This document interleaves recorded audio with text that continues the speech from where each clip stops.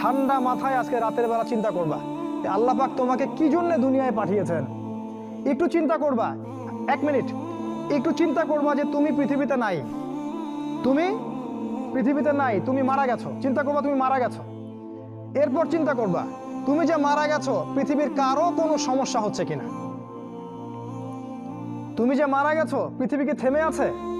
তোমার পরিবার থেমে থাকবে? তোমার শিক্ষা, তোমার বন্ধু বান্ধব, তোমার আত্মীয় স্বজন কেউ থেমে থাকবে? কেউ থেমে থাকবে না। তুমি পৃথিবীতে থাকো বা না থাকো কারো কিছু আসে যাবে না।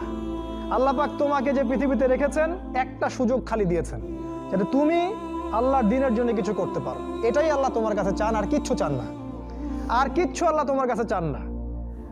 আল্লাহ চান তুমি একজন ভালো মানুষ হও, ভালো মুসলিম হও এবং দ্বীনের জন্য কিছু খেদমত করে পৃথিবী থেকে বিদায় নাও।